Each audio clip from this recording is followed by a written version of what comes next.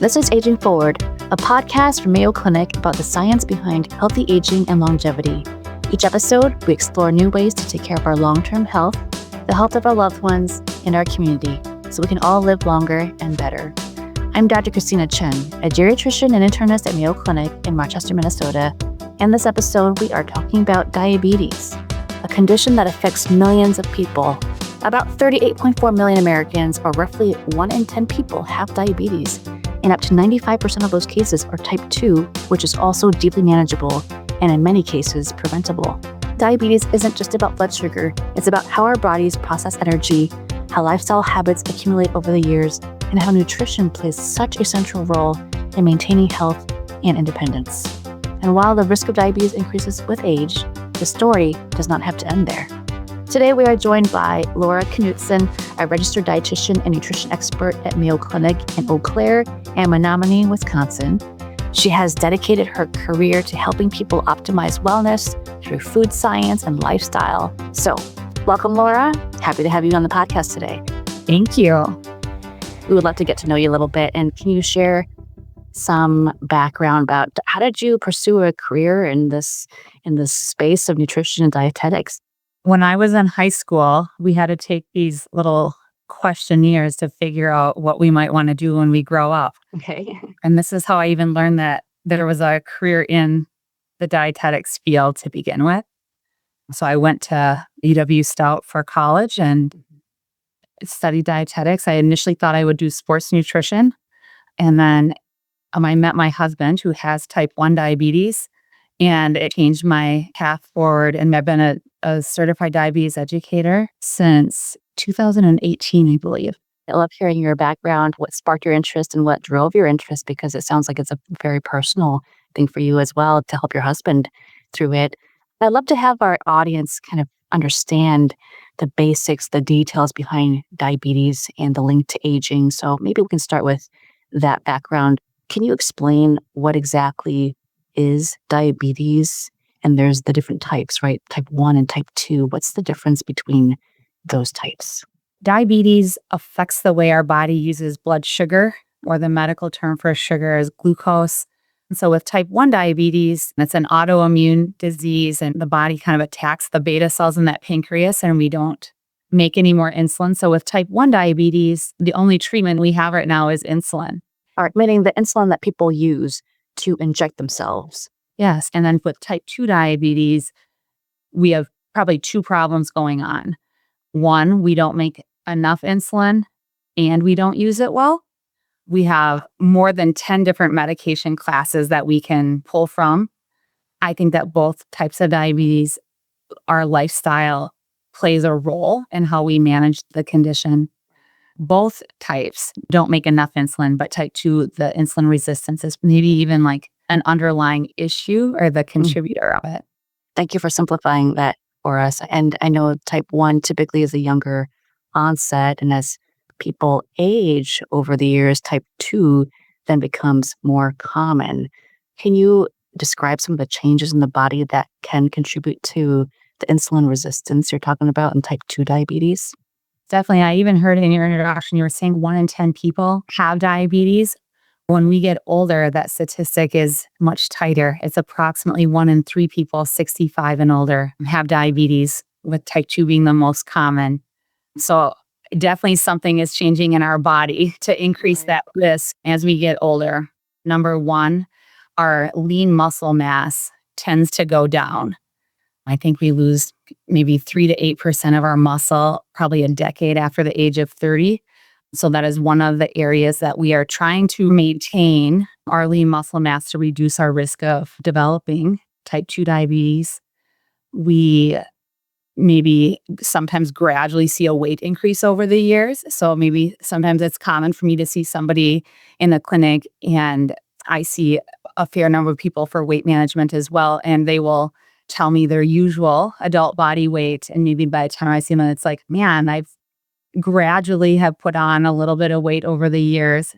So that weight increase also contributes to insulin resistance, which increases that risk of diabetes. And then I think our pancreas also doesn't make as much insulin as we get older. So somebody's body just truly might not make quite as much insulin as it used to do 5, 10, 15, 20 years ago. Hmm. You mentioned the weight changes and the loss of muscle mass, but are there other warning signs that someone may be at risk of insulin resistance or prediabetes? I would say that there are things that people potentially overlook because when I see people in the clinic, the most common thing people would say is even if they've developed diabetes, they didn't know until they had blood work done that Ah, showed their numbers were higher than usual. So I would say a lot of the times people don't notice any symptoms. So whether they come on so gradual, we just don't pay attention enough mm-hmm, to notice. But sometimes if I ask more in-depth questions like, have you noticed any of these things? Those might have been signs that we overlook. So probably mm-hmm. the top two that I'll ask about sometimes is like if someone just generally is starting to feel more fatigued and tired out Right. than usual.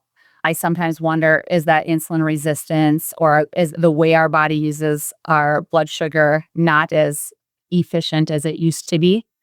And another question I will often ask is if they've had any increased cravings for sugar or increased cravings for carbohydrates.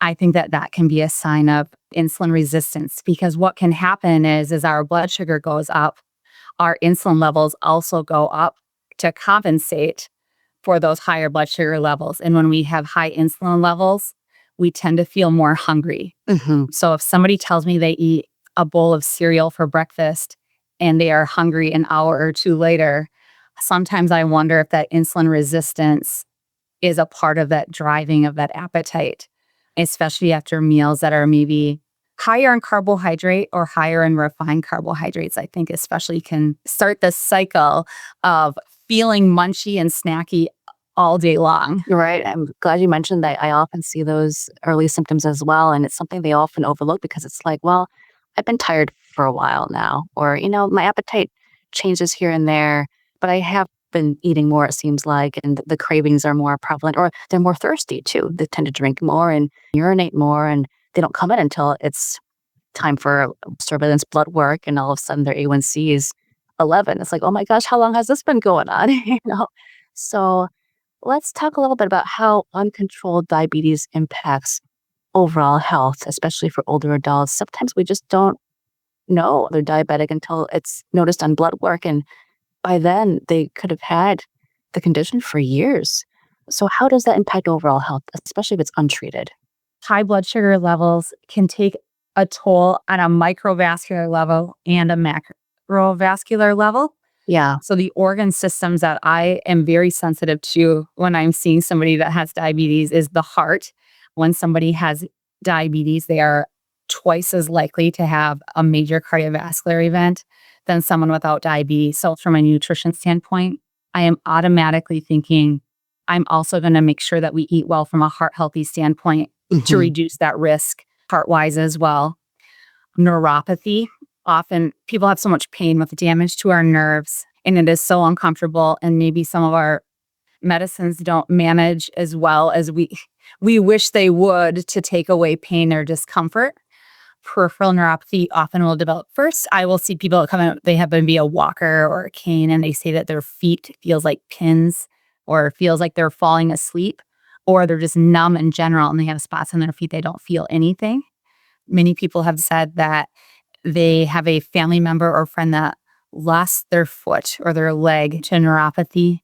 Or from a hand standpoint, I have to have people check their blood glucose often, and they will say it just hurts really bad because of that neuropathy pain and just being so sensitive.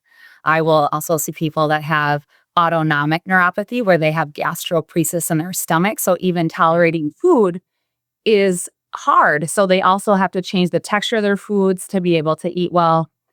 And then the kidneys also can be impacted as one of those bigger organ systems that we maybe worry the most about, that high blood sugars and also high blood pressure Yeah. can increase that risk of damaging those kidneys.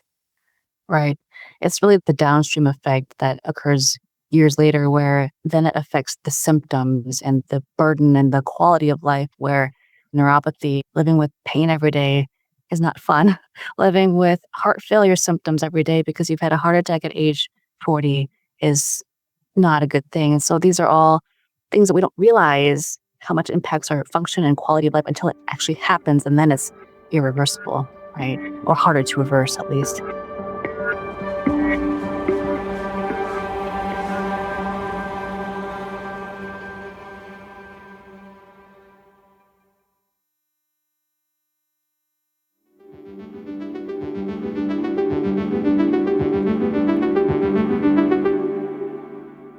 So I love talking about nutrition and prevention because there's so much that's still within our control and that can prevent disease onset and bad outcomes.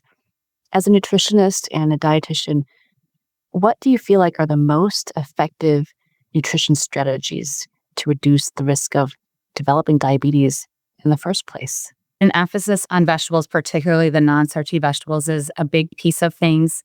And this is a challenge for many of us because 90% of Americans don't get enough vegetables in our eating patterns. So I always say that we're not alone. All of us could work on this. This is something many of us can work to improve on. I think as we get older, including enough lean protein sources in our eating pattern is important, because if we're trying to maintain that lean muscle mass, to maintain what we have or to build from where we're at, we need sufficient lean protein in our eating pattern. And as we get older, we don't use protein as efficiently as we did when we were younger. So not that we need to be on an extra high protein eating pattern, but it's a nutrient to be thoughtful around to get enough of. If somebody comes in and they tell me that their eating pattern is garbage and they just don't know where to start, often I like to start even with the beverages and just see if we can clean up the beverage piece of things, because it can give a lot of results for one change that can be quite significant. So not overdoing it on sweetened drinks. I'm always like, can we make water our primary drink? Occasionally I run into somebody that just does not drink any water for whatever reason. So then I'm like, well, maybe our second best choice, I start to go through like, can we drink unsweetened tea or black coffee? Or can we put lemon in our water or lime in our water to give it a little bit of flavor? But I don't want somebody to drink all of their carbohydrates, because in beverages, they're always simple carbohydrates. So they seem to make that blood sugar go up very quickly because there is no fiber. So if we slow down as we get older, we need fiber to slow our digestion down a little bit so our blood sugar does not go up before our pancreas can respond to give us that insulin. Right. So I have one comment and one question. My comment is I've had a lot of success actually with the carbonated flavored sodas. And I think people just like sweetened drinks because of the carbonation. There's something about that they really like, the fizz, So replacing it with bubbly drinks. And I've actually had a lot of people successfully switch their habits to that. And my question is, what's the verdict on the diet sodas with aspartame and 0 calories, 0 sugar? Is that safe to still drink and access? I always kind of rank them in order when I'm seeing somebody. So I drink water, then the unsweetened tea and the coffee, and then the bubbly and LaCroix waters that are carbonated but have no non-nutritive sweeteners in them as potentially higher ranking. I think if someone is going to choose between the sweetened drink or the diet soda when we're at risk for diabetes, I would prefer the diet version of things, whether it's diet soda or if it's going to be in like Crystal Light or some of our flavored water enhancers like Neo. I think that they are not going to impact glucose. If they did, it's very small. Minuscule, so if it's the difference between staying hydrated or not hydrated, I would rather see somebody drink those non-nutritive sweeteners. I certainly think better than sweetened drinks, because we do know that regular soda or sweetened drinks do increase risk of heart attack or stroke. But sometimes I might challenge someone to see, can it be a stepping stone? Or can we incorporate it in as a treat and not drink 6 cans of diet soda a day, but save it more for when I go out once a month and it's kind of my treat when I go out. Yeah. Just keep it in moderation is probably a good rule of thumb. Yeah. No, thank you for that. I imagine these recommendations, these strategies of prevention applies to the person who is also diagnosed with diabetes too, as these first nutritional changes that you would recommend. Just cut out the sweetened drinks, things in moderation, try to amplify the vegetables in your diet. Are there any other first kind of nutritional changes you would recommend in that population? Someone who's first diagnosed with diabetes? I sometimes worry as somebody is getting older Mhm. and maybe they live by themselves, or even if they're just them and their spouse, but they used to have a whole family that they took care for meals. Mm, Sometimes I worry that somebody, as they've retired, are not going to eat nice balanced meals. And right. instead, what they start to do is to snack instead of eat meals.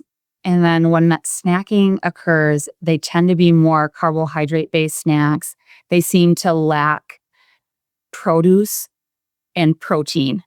So Mhm. something to think about is, do I still eat 3 balanced meals? They can be small, they don't have to be big meals, but people that eat meals tend to eat more fruits and vegetables than people that don't eat meals. Mm, So if I'm not going to eat meals, it just requires extra thoughtfulness to include the produce and maybe extra thoughtfulness to make sure I have a protein source to go with my snacks so that hopefully my glucose levels can stay stable throughout the day rather than not eating very much stuff and then eating one really big meal. So if I gave any other kind of tips, I'd be like, eat at regular intervals throughout the day to stabilize my glucose levels, manage my appetite throughout the day, and give me the best opportunity to eat meals, because many people are so wonderful at planning balanced meals. It just takes more effort if we're mhm. cooking for one, or if I used to cook for 5 or 6 or 7 people. Sometimes we don't love ourselves enough to prepare those meals, so we Yeah. tend to snack instead of eat balanced meals. I love that you mentioned that, Laura, because that social aspect is so important. And also, if older adults, they just can't get to the grocery store, and it's easier for them just to buy in bulk, snacks. And also to understand the educational aspect, because they don't know that this is a bad eating habit, and if you get into the fine details, they'll say, "Oh, I don't eat much to begin with." It's because they're just snacking all day. They're not eating full meals, but that's not healthy either. So I'm really glad you mentioned that aspect.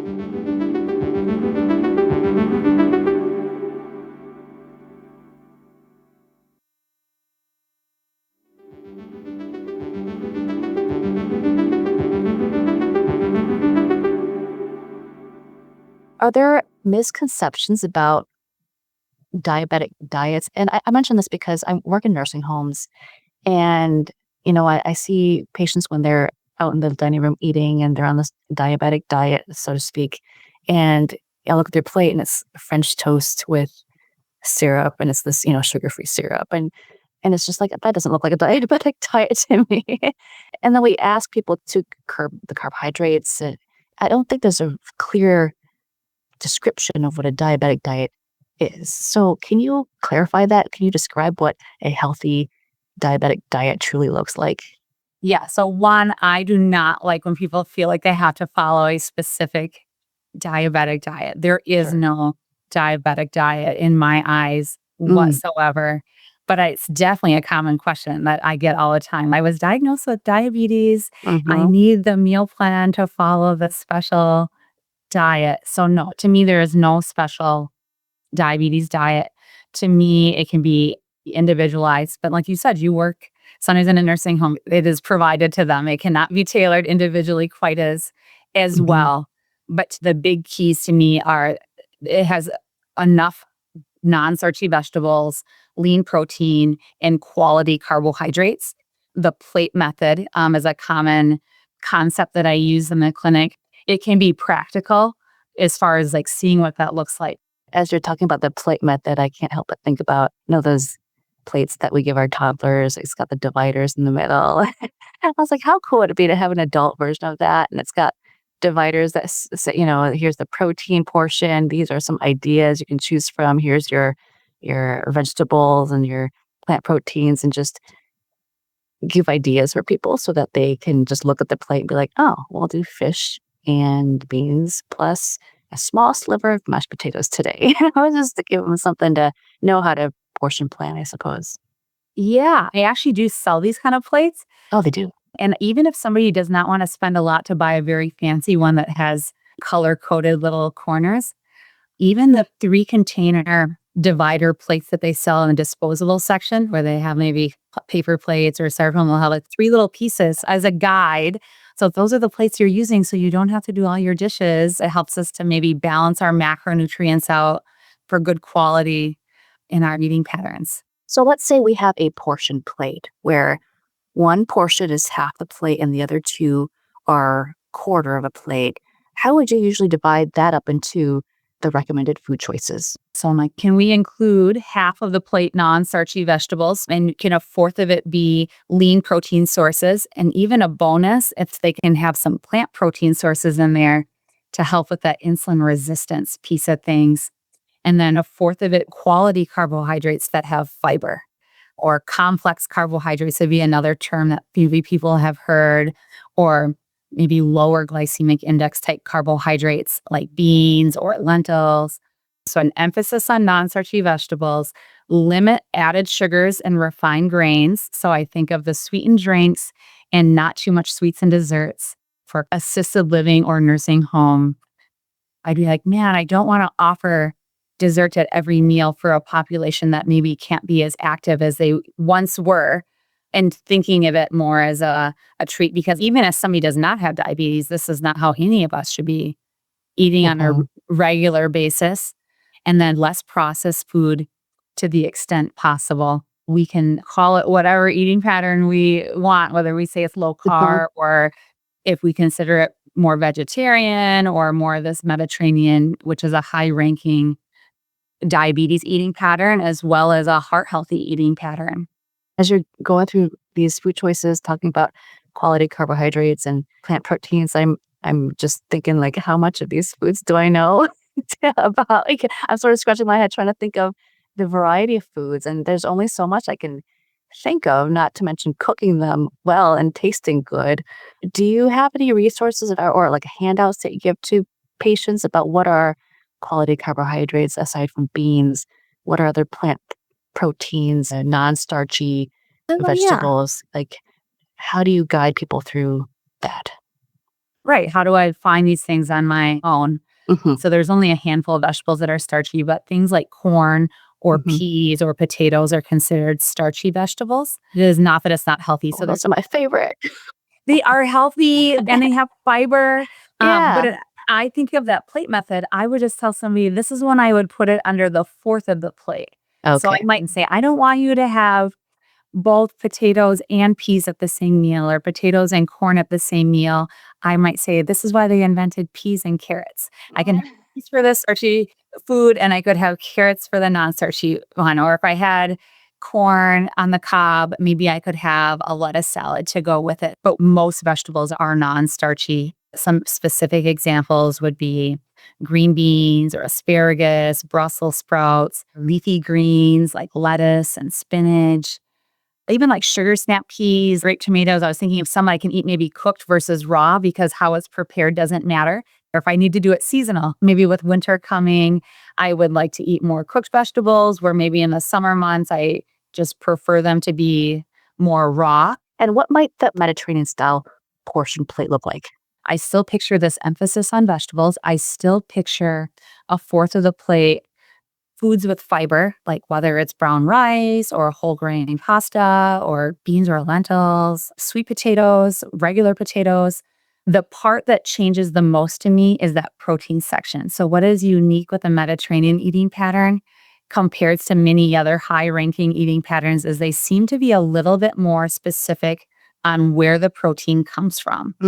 So they kind of will say, we want an emphasis on plant proteins. So I think of our plant proteins as the soy group. So I think tofu or tempeh. I think of our beans and lentils, so black beans or kidney beans, brown lentils or red lentils. We can get a little bit of protein from the nuts and seeds, but I would primarily classify those as healthy fats. Or we were going to run ourselves up in calories before we can get enough protein, but they are great to include in a healthy eating pattern. But when it gets to the animal proteins with the Mediterranean eating pattern, they seem to have an emphasis on fish. So sometimes I'll be like, could we incorporate fish maybe a couple times per week? Then I tell people the two-legged animals are above the fish with no legs. And then above the poultry or chicken and turkey are the beef and pork are four-legged animals. And do you have an eating strategy for how you space things out during the week? So maybe one concept, if someone is still like at home and meal planning for themselves, this is a strategy I personally used for myself, but I'll do meatless Monday, and I try to do fish on Tuesdays and Fridays. I do red meat on Wednesday, and I do poultry on Thursday. And it's my strategy to try to align better with that Mediterranean eating pattern with attention to the protein source, the protein type. And then I still try to think what vegetable is going to go with this item, or what starch food is going to go good with this protein source. But You're planning ahead. I like that. You're sort of already knowing like what's going to happen on Monday through Friday. So yeah, I think to be successful at managing anything in life, we want to be a planner. So for nutrition, if we want to be successful, we probably want to have a plan. For me personally, it has worked well to do once a week, and then I try to go grocery shopping once a week. I know you mentioned sometimes the people you see, they can't always get to the grocery store each week. Maybe they can only get to the grocery store every other week. I love it when somebody can go at least every other week. It becomes really challenging to get enough quality produce in when somebody can only go grocery shopping once a month. Right. I mean, we can certainly use freezers and use our frozen vegetables and frozen foods and canned things as well. But ideal if someone could go grocery shopping once a week, or ideally no more than going 2 weeks without getting to the store. Yeah. Thank you for all these ideas. I really love hearing about it. It's, it's one thing to talk about diets and buying healthy things, but really helpful to give our listeners practical tips on how to actually apply them to our lives and how to plan, how to portion, and how to shop. So thank you so much for that insight, Laura. Thank you. So that is all for this episode. Hopefully you're feeling a little bit more informed, inspired, and empowered. Our guest today, Laura Knudsen, had so much to say that we are actually going to be back with a second episode on diabetes, where we'll talk about dieting for weight loss, GLP-1s, and much more. And just so you know, we'll be taking a break for the Christmas holiday, and we'll see you back after the new year for Diabetes Part 2. If you have a topic suggestion for a future episode, you can leave us a voicemail at 507-538-6272, and we might even feature your voice on the show. For more Aging Forward episodes and resources, head to mayoclinic.org/agingforward. And if you found this show to be helpful, please subscribe and make sure to rate and review us on your podcast app. It really helps others find our show, and it helps us make the show better. Thank you so much for listening.